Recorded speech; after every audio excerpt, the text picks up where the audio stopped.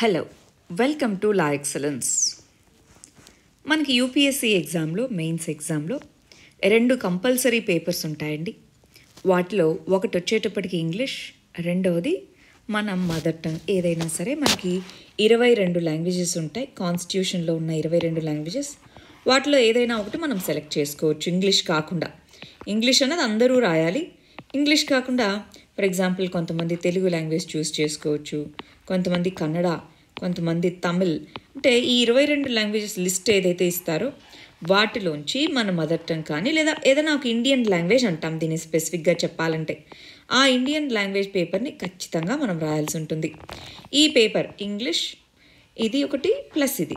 So ఇవి ఒక్కొక్కటి 300 మార్కులకి మనకు ఉంటుందన్నమాట. 3 hours ఎగ్జామ్ అనేటటువంటిది.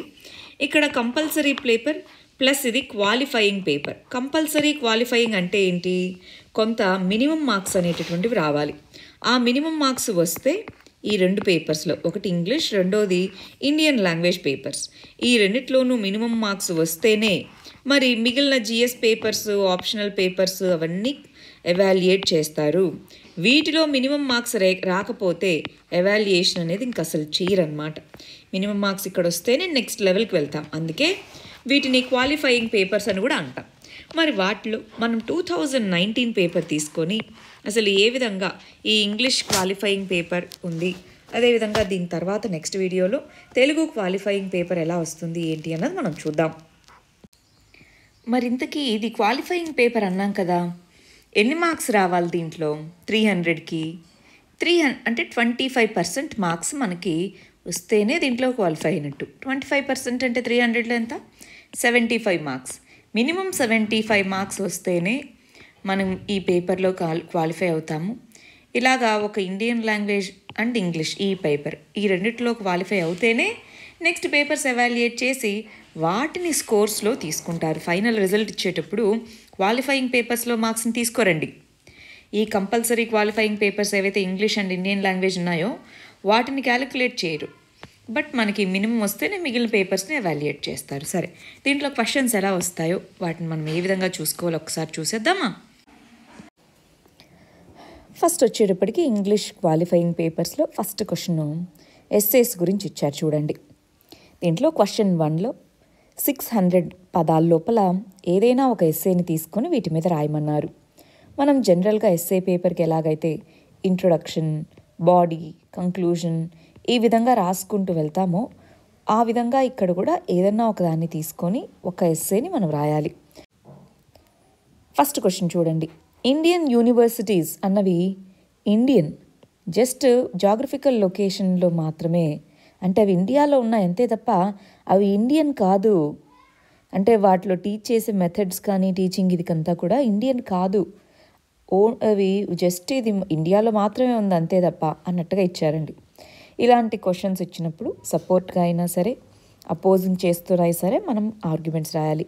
జర్నలిజం అనేటటువంటిది సెన్సేషనలిజం అయిపోయింది. ఇప్పుడు సెన్సేషనలిజం చేయడమే జర్నలిజం పనిలాగా అయిపోయింది అంటున్నారు. ఈ ఆర్గ్యుమెంట్లో ఎంతవరకు మెరిట్ ఉంది, అది కరెక్టేనా కాదా, అయితే ఎందుకు, అవ్వకపోతే ఎందుకు, ఇలాంటివి మనం రాయాలి. ఇన్ఫర్మేషన్ అంటే నాలెడ్జ్ కాదు అంటున్నారు. మరి ఇన్ఫర్మేషన్కి నాలెడ్జ్కి ఏంటి తేడా? ఎప్పుడు ఇన్ఫర్మేషన్ నాలెడ్జ్గా మారుతుంది? ఇలాగ ఈ డైమెన్షన్ మీదను మనము చూస్ చేసుకోవచ్చు. ఎవ్రీ లేమ్యాన్ అంటే ఒక ఎక్స్పర్ట్ అయి ఉండాలి, ఒక ఫీల్డ్లో ఏదో ఒక దాంట్లో స్పెషలైజేషన్ ఉండాలి అనేది ఏమీ అవసరం లేదు. Even a layman can transform a సొసైటీని ట్రాన్స్ఫార్మ్ చేయడంలో భాగస్వామ్యం అవ్వచ్చు అంటున్నారు. ఒక ఇండివిజువల్గా మనం మారితే సొసైటీ మారుతుంది, ఇలాంటి స్టేట్మెంట్స్ మనం వింటూ ఉంటామా? అలాంటిది. ఈ 4లో ఏదో ఒకటి తీసుకోవాలి. ఏదైనా ఒకటి తీసుకొని మన దగ్గర కంటెంట్ మంచిగా ఉండి దీనికి సంబంధించి కొన్ని ఎగ్జాంపుల్స్ మనం రాయగలము అనుకుంటామా? వాటిలో ఏదో ఒకటి చూస్ చేసుకొని రఫ్గా కొన్ని పాయింట్స్ రాసుకొని వెనకాల సైడ్ మనకు రఫ్ అని ఇస్తారు, రాసుకొని ఆ తర్వాత 600 పదాల్లో దీంట్లో ఏదో ఒక దాన్ని మనం ఆన్సర్ చేయొచ్చు అన్నమాట. అది 100 మార్కులకి ఇచ్చారు. నెక్స్ట్ చూడండి. నెక్స్ట్ ప్యాసేజ్ ఇచ్చారు. ఒక ప్యాసేజ్ ఇచ్చేసి దాని కింద కన్సైజ్ లాంగ్వేజ్లో రాయమంటున్నారు. క్వశ్చన్స్ ఇచ్చారనమాట. సరే, ప్యాసేజ్ అనేటటువంటిది ఇది. సరే, ఏదో ఇచ్చారు, ఇక్కడ మనం చదవట్లేదు. బట్ ప్యాసేజ్ అనేటటువంటిది ఈ విధంగా ఇచ్చేసి చూడండి పెద్దగా ఉంది ప్యాసేజ్ అనేది. దాని కింద ఈ విధంగా మనకి 5 క్వశ్చన్స్ అనేటటువంటి ఉన్నాయి. ఒక్కొక్క క్వశ్చన్కి 15 మార్కులు ఇచ్చారు. ప్యాసేజ్ని చదివి ఒక్కొక్క దాన్ని చాలా తక్కువ పదాల్లో మనం రాయగలగాలి. ఆథర్ దీని గురించి ఏం చెప్పదలుచుకున్నారు, ఆథర్ ప్రకారం ఇది ఎందుకు ఇలా అంటున్నారు, ఇలాగ మనకి స్పెసిఫిక్గా ఆ ప్యాసేజ్ కంటెక్స్లో. అంటే ఫర్ ఎగ్జాంపుల్ హిస్టరీలో మనం చదివితే ఇక్కడ ఇచ్చిన ప్యాసేజ్ బట్ హిస్టరీలో మనం చదువుకున్నది వేరేలా ఉంది అనుకుందాం. అయినా సరే ఈ క్వశ్చన్స్ని మనము రీడింగ్ కాంప్రిహెన్షన్ అంటే ఏంటి, ఓన్లీ ఆ ప్యాసేజ్లో ఇచ్చినటువంటి దాన్ని బేస్ చేసుకునే మన ఆన్సర్ రాయాలి. మనకి అవుట్ సైడ్ దట్ ప్యాసేజ్, ఆ ప్యాసేజ్కి మనకి ఎక్స్ట్రాగా తెలుసున్నా దానికంటే తక్కువ తెలుసున్నా కూడా మనం దాన్ని ఉపయోగించాం. దాంట్లో ఇచ్చిన డేటా, దాంట్లో ఇచ్చిన పాయింట్స్, దాని నుంచి ఏం ఇన్ఫరెన్స్ తీసుకుంటామన్నదే ఇక్కడ ఇంపార్టెంట్. సో అలా రెండో క్వశ్చన్లో రీడింగ్ కాంప్రిహెన్షన్ గురించి ఇచ్చారు. నెక్స్ట్ ఏరియా చూడండి. థర్డ్ క్వశ్చన్కి వచ్చేటప్పటికి 1/3 లెంగ్త్లో రాయమంటున్నారు. ప్రెసీ రైటింగ్ 1/3 లెంగ్త్లో మనం ఇచ్చిన దాన్ని రాయాలి. ఇక్కడ చాలామంది చేసేది ఏంటి అంటే అండి, ప్రెసీ రైటింగ్లో దాంట్లోంచి ఫర్ ఎగ్జాంపుల్ ఫస్ట్ స్టేట్మెంట్ ఇది రాసేసి ఇంకొక ఏదో 2-3 అట్లా అక్కడక్కడ స్టేట్మెంట్స్ని పిక్ చేసుకొని రాస్తూ ఉంటాం. కానీ ఎప్పుడూ కూడా ప్రెసీ రైటింగ్కి ఉండాల్సినటువంటి క్వాలిటీ మన ఓన్ లాంగ్వేజ్లో రాయాలి, 1/3 పదాల్లో రాయాలి. కానీ మీనింగ్ ఈ మొత్తం పదాలన్నీ చెప్తే ఎంత మీనింగ్ ఉందో ఆ మీనింగ్ ఉండాలి. మీనింగ్ మారకూడదు. అక్కడక్కడ మనం స్టేట్మెంట్స్ ఎత్తేసి అక్కడ ఆన్సర్ షీట్లో రాస్తే దాని కంప్లీట్ మీనింగ్ చెప్పగలుగుతామా? లేదు. సో మన ఓన్ పదాల్లో రాయాలి, దాంతో మన మీనింగ్ కూడా కంప్లీట్గా అర్థమవ్వాలి. అది ప్రెసీ రైటింగ్. ఇది ప్రాక్టీస్ చేసే కొద్దీ మనం చాలా నీట్గా చేయగలము. సో అలాంటి ఒక ప్రెసీ రైటింగ్ అనేటువంటిది ఇచ్చారు. సో దాన్ని 1/3 పదాల్లో మనం రాయమని మనకు చెప్పారనమాట. ఆ తర్వాత చూడండి గ్రామర్. ఇదిగో మొత్తం 882 పదాలు ఇచ్చారు ఆ ప్యాసేజ్లో. ఆ ప్యాసేజెస్ అన్నీ కలిపి దీన్ని మనం 1/3లో కుదించి రాయాలి. సరే, 4వ క్వశ్చన్ వచ్చేటప్పటికి కొన్ని సెంటెన్సెస్ ఇచ్చేసి కరెక్షన్స్ చెప్పమంటున్నారు. అంటే ఇక్కడ నుంచి గ్రామర్ క్వశ్చన్స్ అనమాట. స్టేట్మెంట్స్ ఇచ్చారు. ఫర్ ఎగ్జాంపుల్ ఇప్పుడు చూడండి, ది మేనేజర్ ఎవరైతే ఉన్నారో, so angry on the employee, angry on, upon అనేది కరెక్టా కాదా, అట్లా మనం ఈ సెంటెన్స్లో ఏదైతే తప్పు ఉందో కనుక్కొని దాన్ని రెక్టిఫై చేయాలన్నమాట. చూడండి, వన్ ఆఫ్ ది ఆన్సర్ అని ఉండాలా, ఆన్సర్స్ అని ఉండాలా? వన్ ఆఫ్ ది ఆన్సర్స్ అనాలి, అవునా? సో అలాగా ఒక్కొక్క స్టేట్మెంట్లో సెంటెన్స్లో ఏమేమి తప్పులు ఉన్నాయో అది కనుక్కొని దాని ప్రకారం మనం ఆన్సర్ రాసుకోవాలి. అలాగ 10 మార్కులకి ఇచ్చారు 4వ సెక్షన్లో ఏ. 4వ సెక్షన్ బి చూడండి, మిస్సింగ్ పదాలు ఏంటి అంటున్నారు. అంటే ఇక్కడ ఫిల్ ఇన్ ద బ్లాంక్స్ అంటాం చూసారా, అట్లా ఇక్కడ ఏమేమి ఫిల్ ఇన్ ద బ్లాంక్స్లో ఏమేమి చేయాలి. For example he did not agree with my proposal, అట్లా. సో వీటిలో మనం ఏవేవి మిస్సింగ్ పదాలు ఉన్నాయో వాటిని ఫిల్ చేయాలి. నెక్స్ట్ చూడండి, కరెక్ట్ ఫామ్స్, వర్బ్స్ అనేవి ఏవైతే ఉన్నాయో వాటిని కరెక్ట్ ఫామ్స్లో యూజ్ చేయండి అని అంటున్నారు. అంటే ఇది స్టీలా, స్టోలా ఏంటి, అట్లా ఇది వర్బ్స్ని ప్రాపర్ ఫామ్లో రాసుకోవాలి అని చెప్తున్నారు. చూడండి, ఫర్ ఎగ్జాంపుల్ ఇది the child stole the show in the last evening మొత్తం స్టోల్ ద షో అంటే ఏంటి, మొత్తం అట్రాక్షన్ మొత్తం ఆ చైల్డే అన్నట్టుగా చెప్పేటప్పుడు ఇది వాడతాం.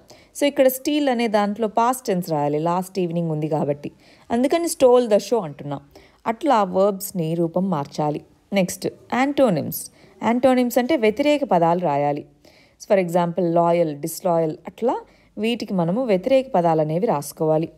నెక్స్ట్ ఫిఫ్త్ సెక్షన్ వచ్చేటప్పటికి ఇదిగో ఈచ్ సెంటెన్స్కి వాళ్ళు ఒక స్టేట్మెంట్ ఇచ్చారు. ఫర్ ఎగ్జాంపుల్ ఈ స్టేట్మెంట్ ఇచ్చేసి దాన్ని ఇండైరెక్ట్ స్పీచ్లో రాయమన్నారు.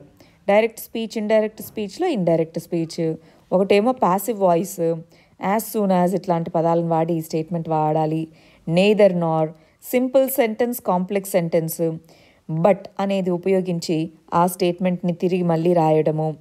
అదేవిధంగా అన్లెస్ అనే పదాన్ని ఉపయోగించి ఆ స్టేట్మెంట్ని రాయడము. ఇన్ ఆర్డర్ దట్ అని, టు అని, ఇట్లా కాంప్లెక్స్ సెంటెన్స్లో రాయండి అని, ఇట్లా మనకి గ్రామర్ అనేటటువంటిది ఈ సెక్షన్లో ఇచ్చారు. ఆ తర్వాత చూడండి, ఇక్కడ ఇచ్చినటువంటి పదాలను ఉపయోగించి సెంటెన్స్ రూపంలో రాయండి అంటున్నారు. కంటేజియస్ అంటే నార్మల్గా వ్యాప్తించడము, అంతేనా? So for example corona virus is highly contagious, అలా రాసుకోవచ్చు, రైట్? నెక్స్ట్ చూడండి, next fill in the blanks. దీంట్లో సంబంధించి ఈ రెండిట్లో ఏది కరెక్టో రాయమంటున్నారు. ఈ రెండిట్లో ఏది అప్రాప్రియేట్ వర్డో రాయమంటున్నారు. For example he remind glued అంటే ఇది కరెక్ట్, అవునా? సో అట్లా ఏది దీంట్లో కరెక్ట్గా ఫిట్ అవుతుందో వీటిలో చెప్పాలి. సో అది కూడా గ్రామర్ రిలేటెడ్. మరి ఫైనల్గా వచ్చేటప్పటికి కొన్ని ఈడియమ్స్ ఫ్రేజెస్ అనేటటువంటివి ఇచ్చారు. వాటి యొక్క మీనింగ్ ఏంటో చెప్పండి. వాటి మీనింగ్ని ఒక సెంటెన్స్ రూపంలో క్లియర్గా రాయమంటున్నారు. For example ins and outs అన్నారు, అంటే ప్రతిదీ కూడా తెలిసి అని. So he has decided to go to that particular place by studying the ins and outs. అట్లా దాన్ని ఏ పర్టికులర్ కంటెక్స్లో యూజ్ చేస్తాము అన్నది తెలుసుకొని ఒక సెంటెన్స్ రూపంలో ప్రయోగించండి అన్నదన్నమాట ఇక్కడ మీనింగ్. రైట్, ఇవి మనకి ఉన్నటువంటి ఓవరాల్గా 300 మార్క్స్కి ఏమేమి క్వశ్చన్స్ ఏ విధంగా ఇస్తారు అని చెప్పేసి మనము ఇక్కడ కొన్ని ఇంపార్టెంట్ విషయాలు చెప్తాను చూడండి. ఫస్ట్ వచ్చేటప్పటికి దీనికి సంబంధించి మనం మరీ విపరీతమైన టెన్షన్ తీసుకోవాల్సిన అక్కర్లేదు. లాస్ట్ ఒక 4 to 5 years క్వశ్చన్ పేపర్స్ పెట్టుకోండి. 4 to 5 years ఈ ఇంగ్లీష్ క్వాలిఫైయింగ్ పేపర్స్కి సంబంధించిన పేపర్స్ పెట్టుకోండి. For example me strength grammar అనుకుందాం. సో గ్రామర్ కొన్ని ఎలాగో ఎస్సే కొంచెమైనా రాయగలుగుతాం కదా, ప్రెసీ రైటింగ్, అట్లా మినిమం మనకి ఎన్ని రావాలి, దీంట్లో 75 మార్క్స్ రావాలి. 75 మార్క్స్ అన్నీ అటెంప్ట్ చేయగలిగితే మంచిదే అండి. అన్నీ అటెంప్ట్ చేయగలిగి అంతా బాగా రాస్తాము, ఏం ఇబ్బంది లేదంటే ఇబ్బంది లేదు. కానీ ఒకవేళ మనకి దీంట్లో ఇబ్బంది ఉంది అనుకున్నప్పుడు 4 to 5 years పేపర్స్ తీసుకొని ప్రాక్టీస్ చేసుకోవడము, 75 మార్క్స్ వచ్చేలాగా, 75 మార్క్స్ మినిమం ఖచ్చితంగా వచ్చేయాలి. అంటే కనీసం 120, 130 మార్క్స్కి అటెంప్ట్ చేయాలి మినిమం. సో అట్లా అటెంప్ట్ చేసుకునేలాగా ముందుగా ప్లాన్ చేసుకొని వెళ్ళాలి ఈ పేపర్స్ని దృష్టిలో పెట్టుకొని. అప్పుడు మనము ఈ పేపర్లో ఈజీగా క్వాలిఫై అవ్వగలము. కానీ మీరు గమనించాలి, మనకి ఎస్పెషలీ అంటే కొంతమంది అనుకుంటూ ఉంటారు తెలుగు మీడియం నుంచి వెళ్తే ఇంగ్లీష్ క్వాలిఫైయింగ్ పేపర్లో అవ్వదేమో అని. కొంతమంది ఇంగ్లీష్లో చదివిన పిల్లలు కూడా కొన్నిసార్లు ఇబ్బంది పడుతూ ఉంటారు. అందుకని నెగ్లిజెన్స్ లేకుండా జాగ్రత్తగా చూసుకొని వెళ్తే దీంట్లో ఈజీగానే స్కోర్ చేసుకోవచ్చు. అలాగే మన mother tongue or Indian language ఇంకేదైతే ఉందో, కొంతమంది హిందీ తీసుకుంటారు, కొంతమంది తెలుగు తీసుకుంటారు. సో ఆ పేపర్స్ ఏవైతే ఉంటాయో వాటిని కూడా నీట్గా ప్రాక్టీస్ చేసుకొని వెళ్ళండి. ఇబ్బంది పడాల్సిన అవసరం ఏమీ లేదు. ప్రీవియస్ క్వశ్చన్స్ కొన్ని తీసుకోవడము, ప్రాక్టీస్ చేసుకోవడము, ఒక స్ట్రాటజీని వేసుకొని ఎగ్జామ్కి నీట్గా వెళ్తే ఈ క్వాలిఫైయింగ్ పేపర్స్, కంపల్సరీ పేపర్స్ మనం ఈజీగా చేయొచ్చు. గ్రామర్ పార్ట్ కొద్దిగా నీట్గా చూసుకుంటే దాంట్లో ఉన్నది ఉన్నట్టుగా మనకు మార్క్స్ వచ్చేస్తాయి. కాబట్టి గ్రామర్ పార్ట్ని నీట్గా చూసుకొని వెళ్ళాలి. All the very best. Thank you very much.